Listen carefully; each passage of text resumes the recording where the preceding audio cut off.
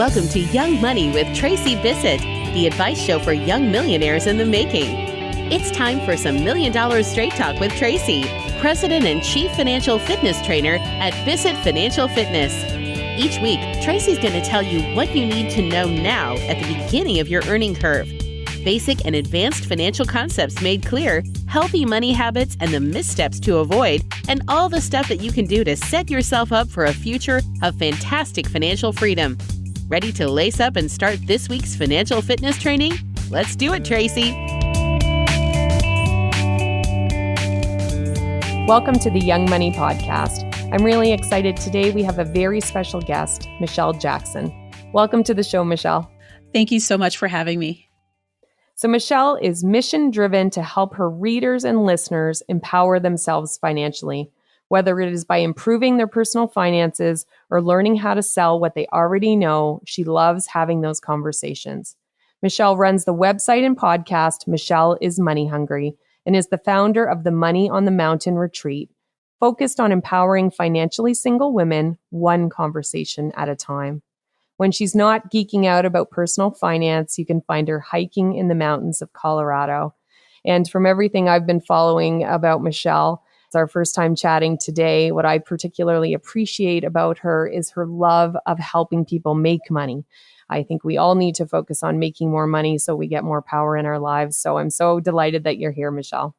Thank you. And the reason why I'm so bullish, if you will, on helping other people make more money is because it was such a struggle for me to learn how to make more money. And I got very stuck in this mindset of frugality versus earnings.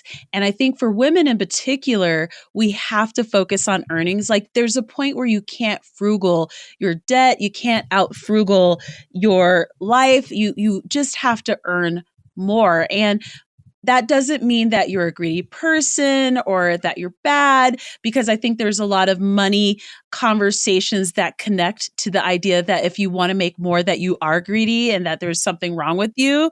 But I can't help my family if I'm not making enough money. I can't help other people if I'm not making enough money. I can't save for retirement if I'm not making enough money. I can't pay off debt if I'm not making more money. So I think I want to help empower other people by saying it's 100% okay to earn more, because when you earn more, you can do more, and you're empowering yourself to walk away from sometimes really bad situations because you have the money to do so.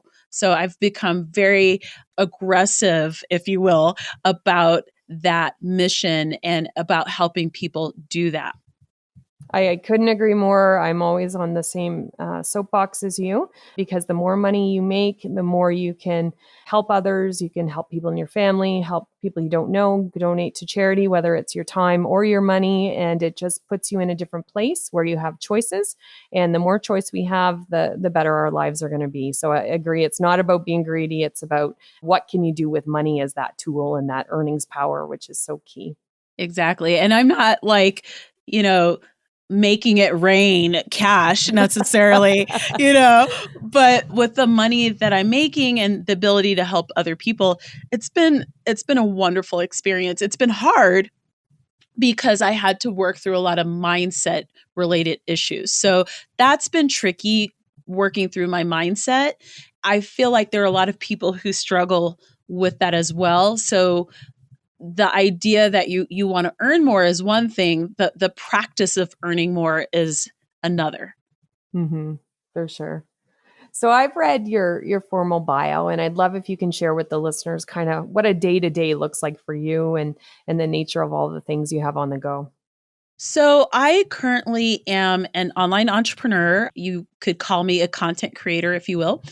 And what I do is I look for ways to monetize what I already know. So my favorite way to make money online is through using my writing skills and also my skills for persuading people to use awesome affiliates or awesome products that I'm an affiliate for or affiliate of. And then I also have the gift of gab.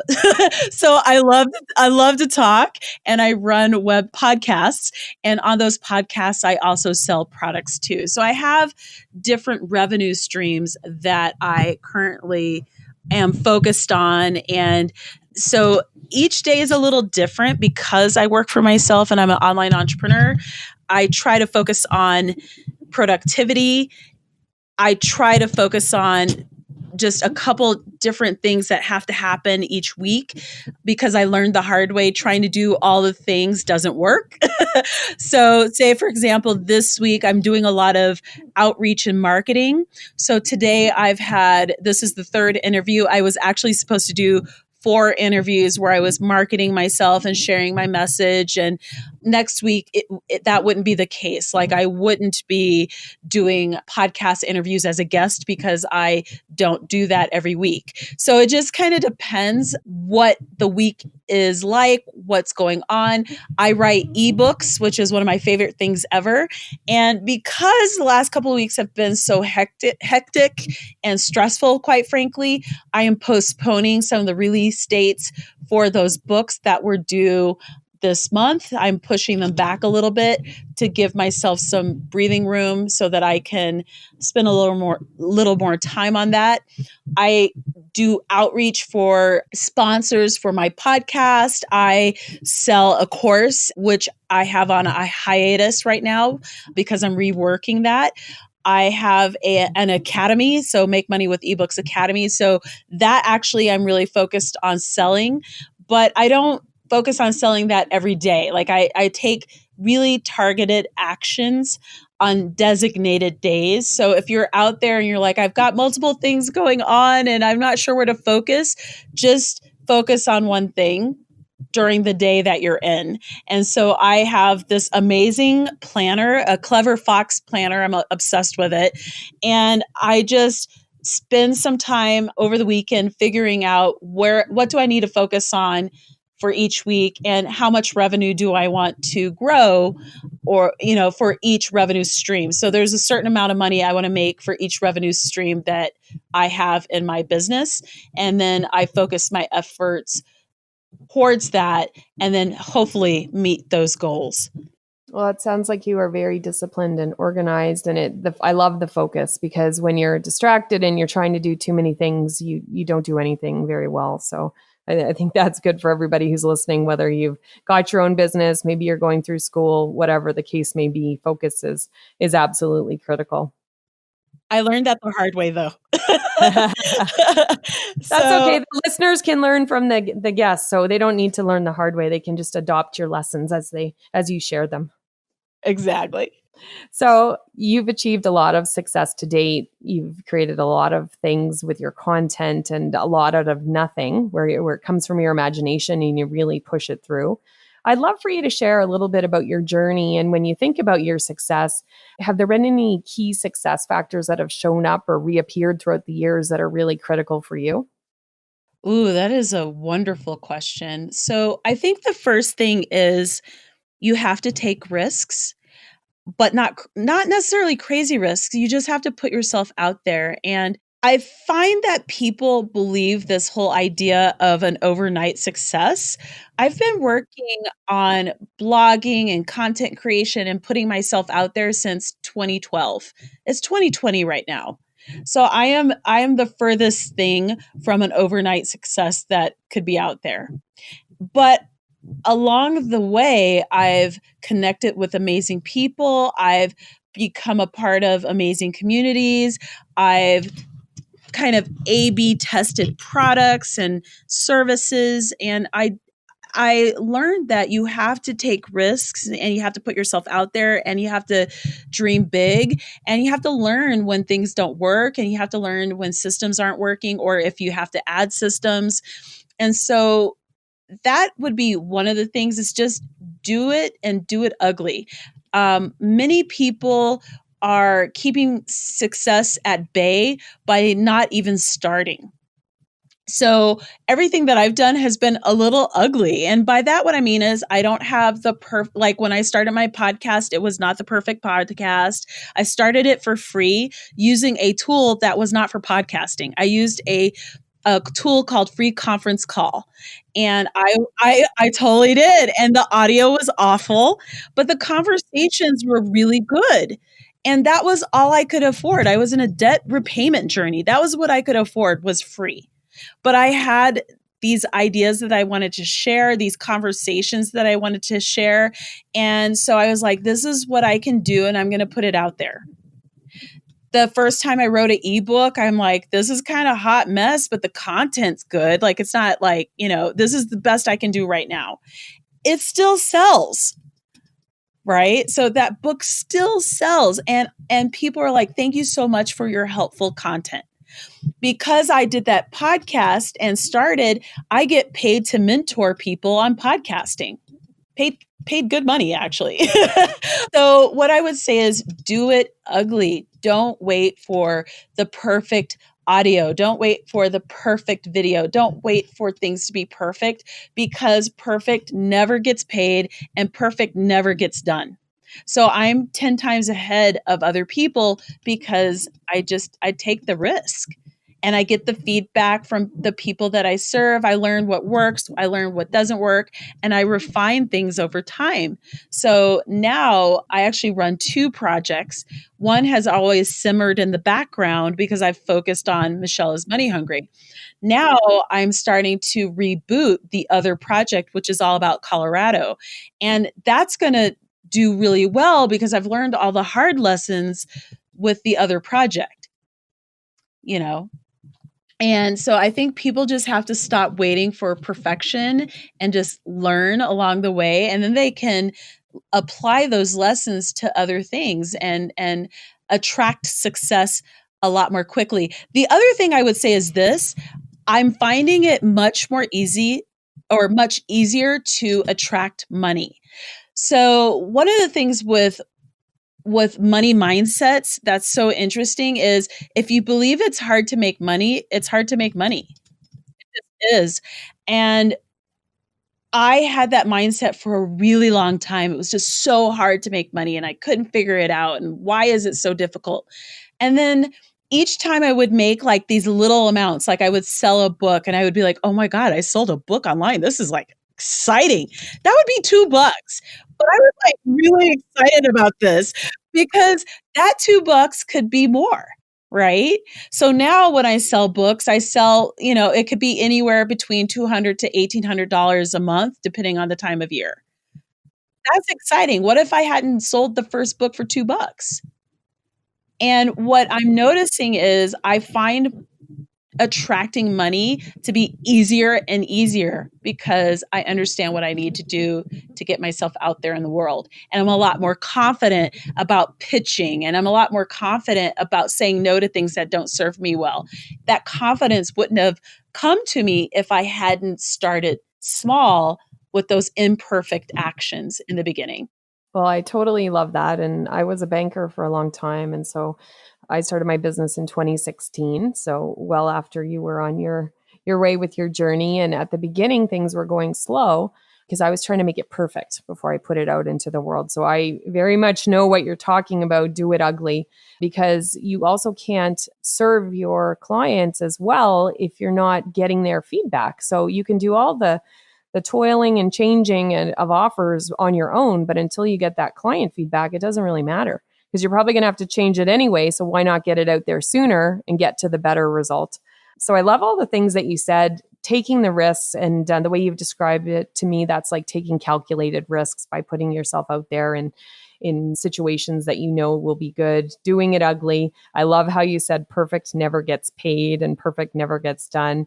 And then really that mindset piece around money and knowing that how you think about it is going to reflect in how it flows to you. So the fact that you've realized and been able to come to a place where it's easier to attract it, I think is fantastic. So you've alluded to it a couple times. There's been probably some big turning points in your life from a financial perspective or something you wished you'd known a little bit earlier. Would love if you can share one with us, because I know the listeners will be able to learn from you. So maybe they can do something different for their learning or learn from you today versus doing it themselves. So I went into entrepreneurship while I was still very much in debt. That was crazy. The more I think about it now, I'm like, I cannot believe that I did what I did when I did it. And when you say debt, do you mean student debt or other kinds of debt? All kinds of debt. I'm American, if you can't tell by my voice, my accent. So every kind of debt you could have, I had. It was just a horrible financial mess. And I had been working towards paying off the debt for a couple of years prior to me just being like, I have to leave my job. Like if I don't leave my job, I'm going to have a heart attack and die. And I wasn't understating this. This was something that I was very concerned about. Statistically, actually, for women of color, I'm a Black woman. If you can't tell by my voice, you might not be able to. But statistically, there's actually a really high percentage of women having heart attacks, young Black women. And I was having a lot of anxiety and heart palpitations, and just, I wasn't doing well. Anxiety, and I'd have panic attacks and I'd cry. So I was like, I have to leave my job. Like this isn't working. So when I left, I still had a lot of debt, and some of the debt was accrued because years before my mom had lost her job and I had supported the two of us on Starbucks money and student loans. If you've ever worked at Starbucks, you're making like $7 an hour plus tips, depending on your location. And so I had bad finances prior to that happening. I had horrible money management skills, like everything was a mess. And then I had this on top of that. I am very thankful that I helped my mom. That was the right choice for me. I would never not do that. But it made my financial situation even worse. So many years later, I was still dealing with that. I was still dealing with my bad finances. I was still dealing with bad habits. And I came to a moment where I was like, I am not even going to live if I continue to be on this path with the work and the debt and whatever. So I just took the leap. It was crazy, but I am glad that I did, because it has worked out well for me. That said, one of the things that I discovered in my financial journey is that you can live the same quality of life. You might just have to reimagine the things that you're doing. So I still, and by the way, at this point in time, I've paid off more than $60,000 in debt. So I'm in the last $5,500 in unsecured debt. So that was unsecured debt. It's a big deal. I'm like really so proud of myself. I still have student loans and one other debt, but I had like 30 plus creditors. So now I'm down to like 5. So it's a huge difference in my quality of life. And I'm so excited because it's so like my life is so great. But what I learned is you can have the same quality of life. How you do it is different. So I live in a wonderful neighborhood in my city. I live in the city of Denver, Colorado. When people learn where I live, they're like, oh my God, we're so jealous. Like it's a wonderful, wonderful area. I've lived there for 10 years. I love where I live. I don't own a car. I used to have a paid off car, but now what I do is I have a car share. And actually I love it because I live on the light rail. So I'm not paying ongoing car expenses because I don't need to. I don't have kids. So it actually is very like a smart move for me.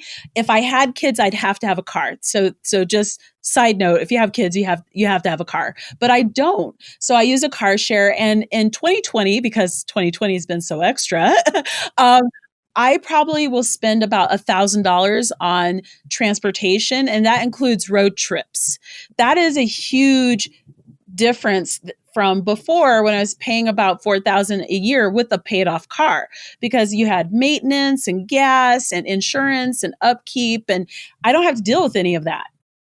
I just walk over to where the car is, which is about 5 blocks from my house, and I use it when I need to use it, or I use the light rail, or I use my bike.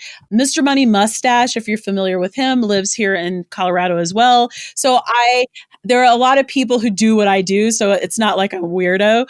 But even if I were a weirdo, I'm okay with it. I still eat organic, and I still eat organic foods and nice meals. But like, say, meals out, I would do, instead of daily like I used to do, maybe I would do it once or twice a month. So I've really changed what I do, like the frequency, but not the quality of what I enjoy. I still go up to the mountains for, a weekend, but maybe instead of staying in some posh resort, I stay at a posh hostel. And the hostel, maybe I just stay in my own room. So next week, I'm going to a town in Colorado called Salida, and I'm staying in an Airstream camper that they have at this beautiful place called the Stay Amigo Lodge. It's beautiful. And I'm going to stay overnight, and it's going to be awesome. And it's so beautiful, and it's affordable. So I pay cash. So while I was paying off my debt, I still went on vacation. I just allocated cash. I never did anything with debt. So I do all the same things. How I imagine doing it is different. And I've saved so much money, and I've been able to work for myself as a result. I purchased an awkward property. I totally admit that it's awkward, but because it totally is, but it's in a wonderful location. I have set expenses for the mortgage. It's super cheap. Like, it's insane what I pay for my mortgage. I still have to, of course, pay for upkeep and maintenance because it's, that's just part of owning a home. But because I know what my mortgage is going to be monthly, that's easier to deal with. So again, I reimagined how I would get the things that I wanted in my life. So for me, I value time with people. I value travel. I value time in the mountains and enjoying the outdoors. And I get to do, and flexibility. And I get to do all of that living the way that I do now. But I had to say no to certain things. And now it's just so easy. It's like not a big deal at all. Well, I'm imagining when you had those 30 creditors at that high point, you probably felt like a prey, like animals. Everybody was after you, ready to attack because you owed all these people money. And it must have felt like such a heavy burden at that point. I love that you say it that way. I 100% did. I felt like adrenaline was always going in my body. And for people who are like, I've never had debt like that, like what's that experience like? So when you have that many creditors, especially if the debt is in arrears, you are getting text messages, you're getting calls, you're getting emails, and you're getting letters. And that's all from the same creditor. Right. And those calls could be like hundreds a day because it's done by a computer system. It's not somebody sitting there. So you're being hounded and chased. So for 30 plus creditors all day long, I would get that. So now, because I've paid off so much debt, it's like I get no mail, I get no emails from anyone associated with how I live my life, right? And it is unbelievable. I cannot wait to get this last $5,500 done. I'm hoping by the end of this month or the end of July at the latest. And then I just have to manage my student loans. And that's just a very, like, when you have student loans and one other debt, like, it's so easy. It's so easy. You can just focus on the one. It's funny because I spoke with another interviewer recently this week about this idea of debt complexity. So when you have 30 people that you're dealing with and each debt is at a different point, it's so complicated. Like, the brain energy that you have to use to deal with that is so intense versus having one huge debt where all you have to do is focus on that one thing. It's like in your life when they're like, well, you just focus on this one thing and you achieve the result. But with debt, if you're dealing with multiple creditors, it's so exhausting. So if you're listening to the show and you're like, Michelle, I can't even imagine you dealing with all this. I'm there now. Like, right now in the United States, we have depression level unemployment. So there are a lot of people who are freaking out and they have car loans. I didn't even have a car loan and all that. So they have car loans, they have credit cards, they have all of these people who now are like, hey, remember me? Hey, I need you to pay me. And they're like, I don't have a job. What am I going to do? I'm freaking out. And I want to tell you that it's not going to be easy, but you can make it through to the other side. Quit worrying about money, take control of it. If you are a small business owner or entrepreneur and you experience any one of the following, I want to help you today. Has your business suddenly changed overnight? Are you managing it from your checking account? Or are you losing sleep at night, worrying about making payroll, paying the government, or wondering if your business will survive the global pandemic? If what I've just shared scares you or makes you want to cry, take a deep breath and hear me out. There's absolutely nothing wrong with you. You have nothing to be ashamed about, and you're not alone.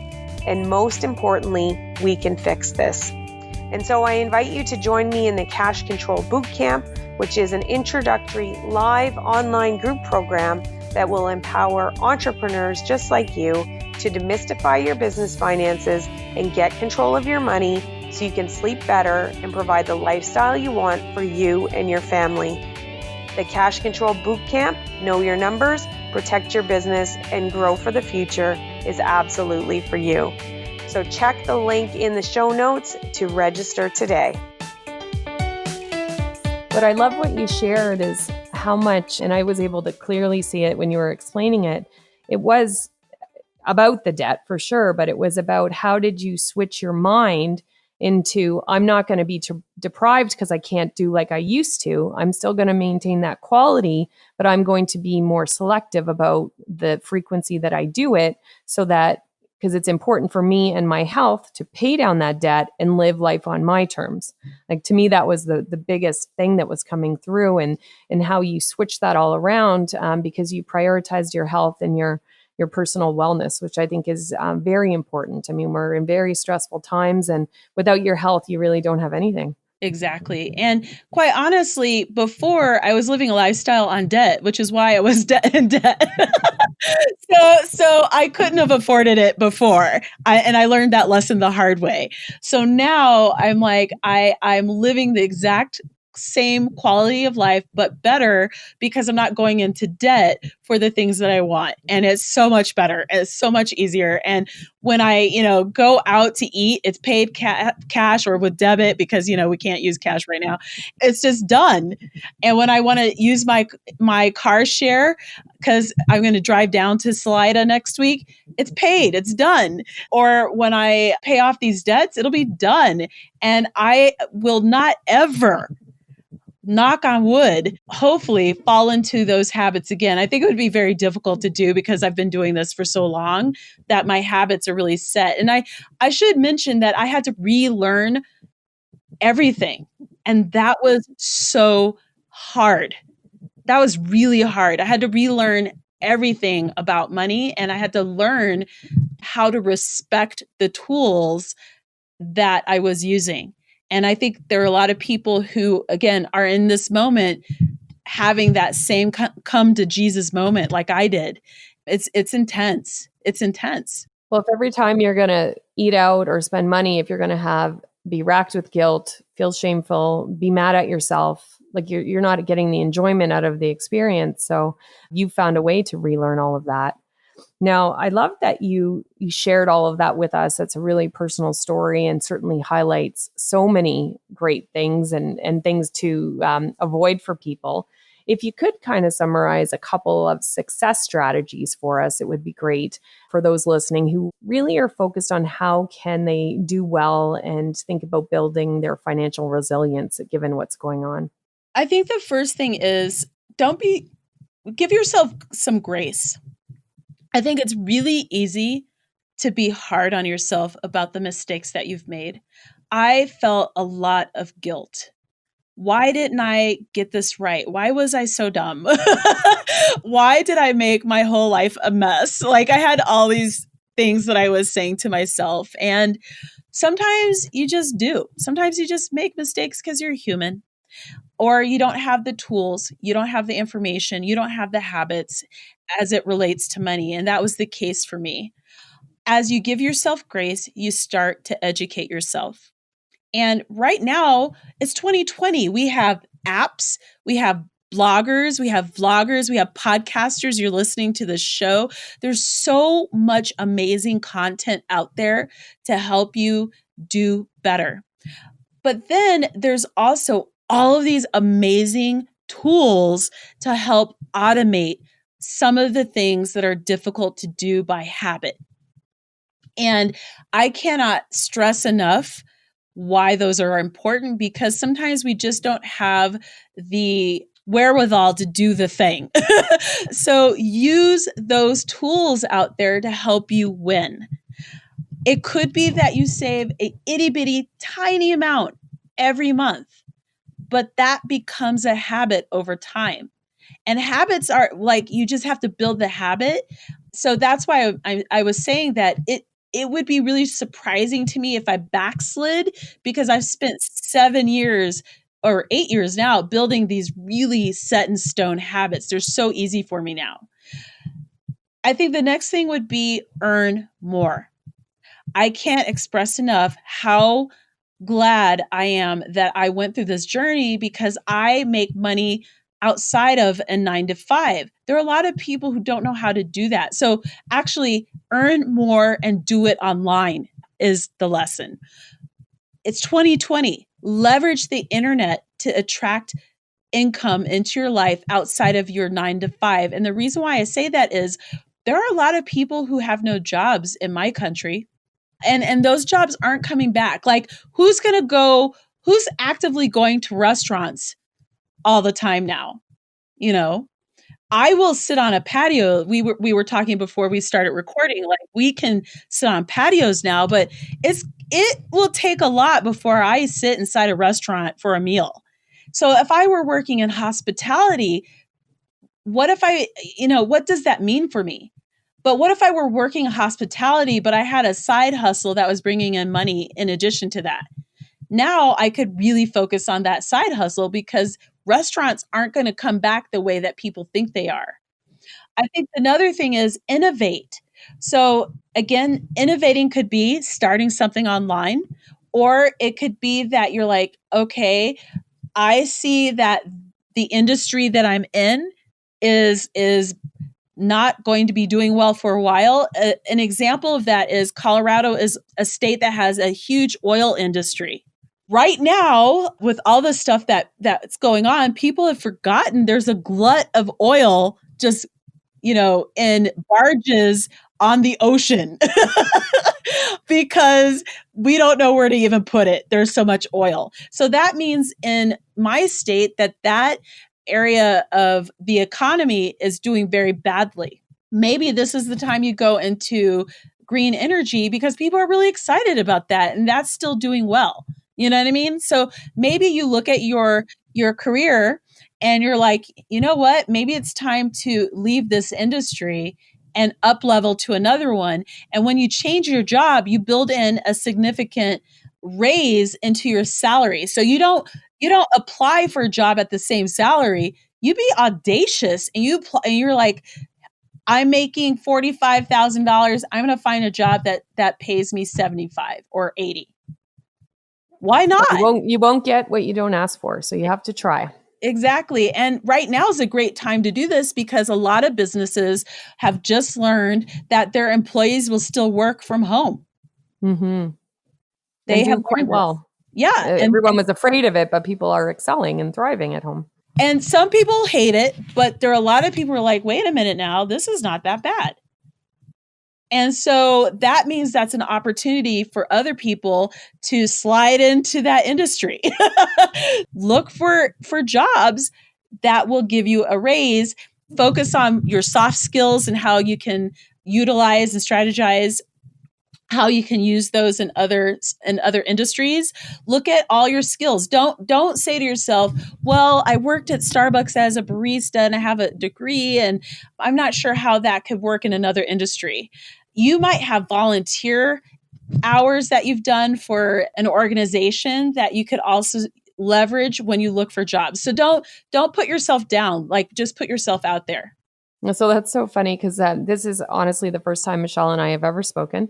Any of my students who are listening right now know I'm always harping on that, because you don't need to be paid to demonstrate skills that you can then showcase into a job. So I couldn't agree more.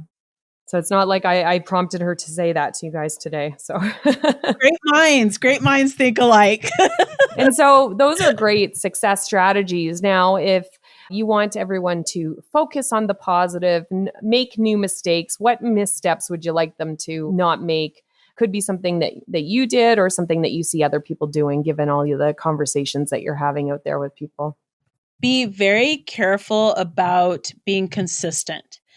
And that is whether you're working your own job, like whether you're an entrepreneur or you're working for other people or whatever, just as a human being, how you are in the world, being inconsistent will bite you in the butt. Be true to your word, be kind. Like, because I'm true to my word and I'm kind and I treat people with dignity and respect, that has opened the door for me more times than I can say. Make sure you're a part of a community. I think a lot of times people will do stuff or try something new or try this new venture, but they're by themselves and they need to have community, because I think people will share their dreams and their ideas with the wrong people. And those people will kill your dreams because you will doubt yourself. So you have to be very careful about the company that you keep.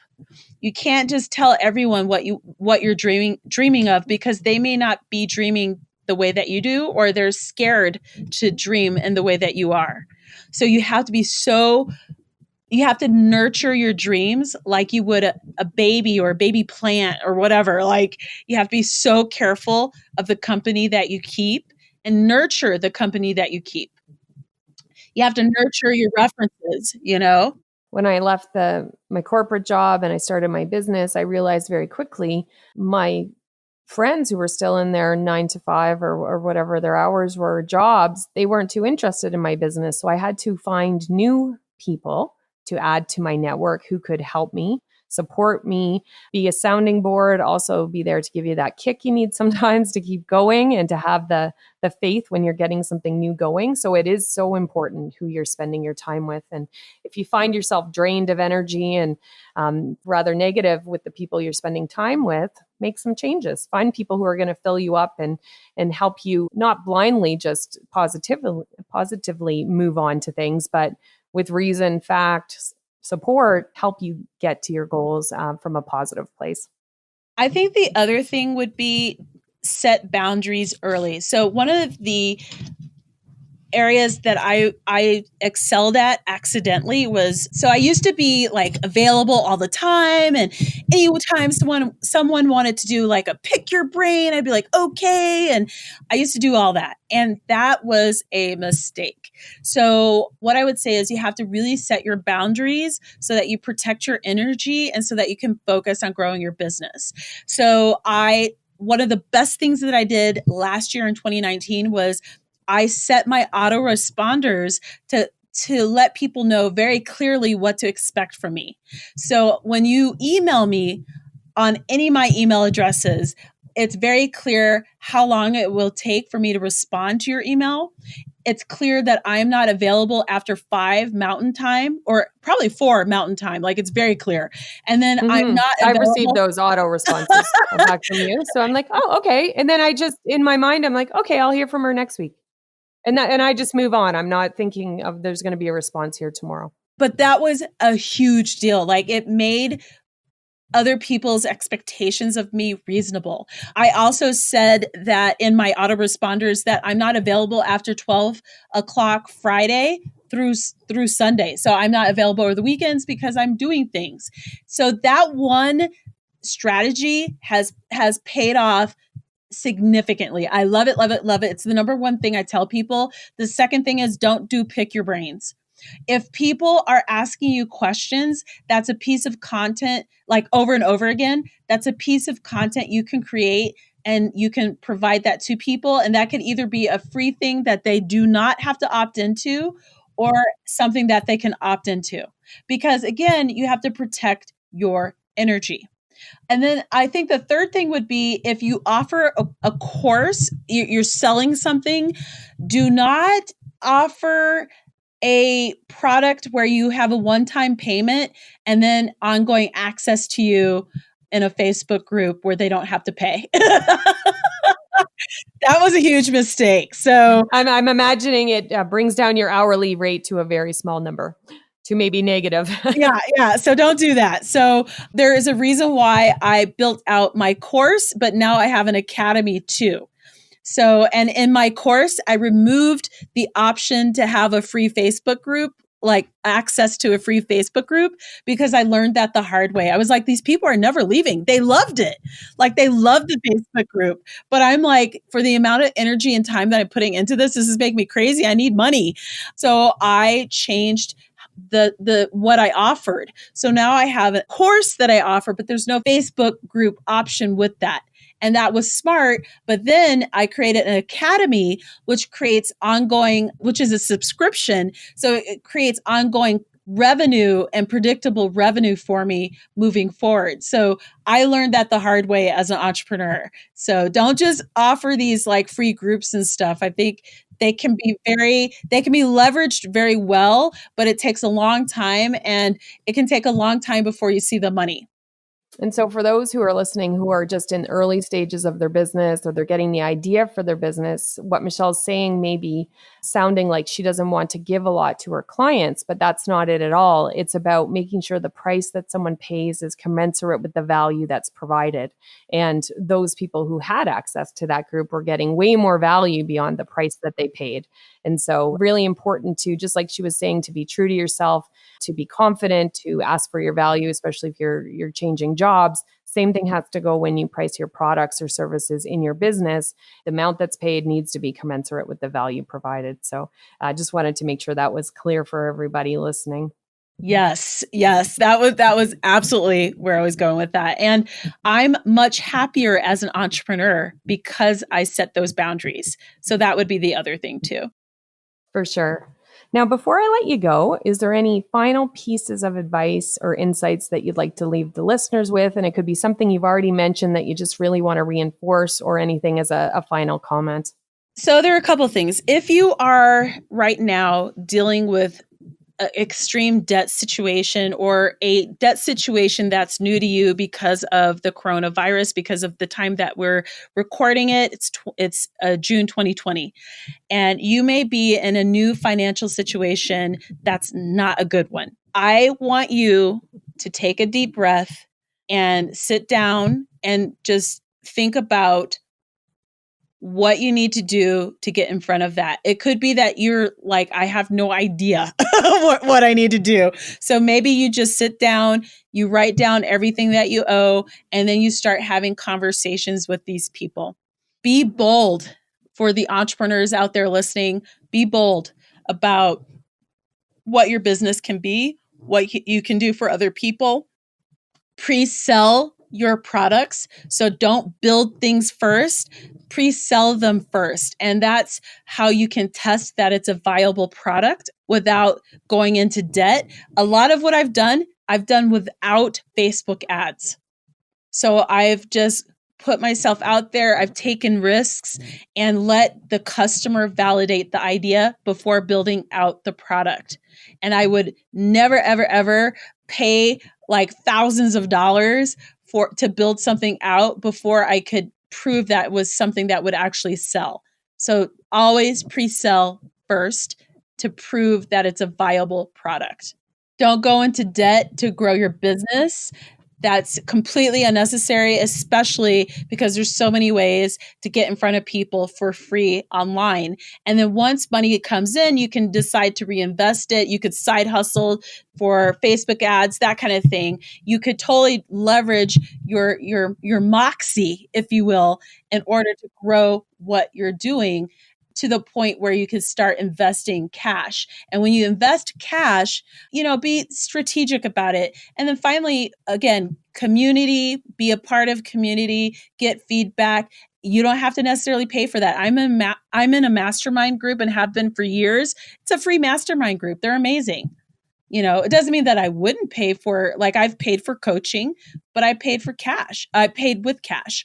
So if you're like, I don't have the money to do these things, those opportunities will present themselves at the time that's right for you. And you will figure out a way to attract that to you and to cover the cost without going into debt. So be mindful and careful.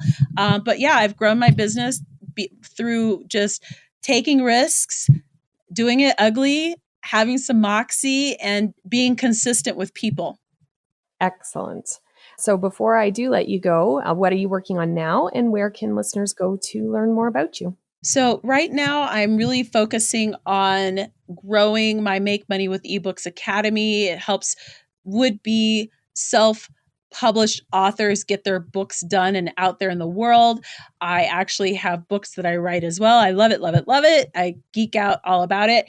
I'm also still very much focused on helping people with money. So I share that on my michelleismoneyhungry.com website and podcast. So I talk about money and lifestyle design and online entrepreneurship. I'm now starting to use the lessons that I've learned growing my first project with growing my second project, which is called Square State, which is all about Colorado. So if you ever find yourself stateside after our crazy time and you want to visit Colorado, please do check that out. And yeah, like my goal is to really empower other people, share their stories, and support what they do.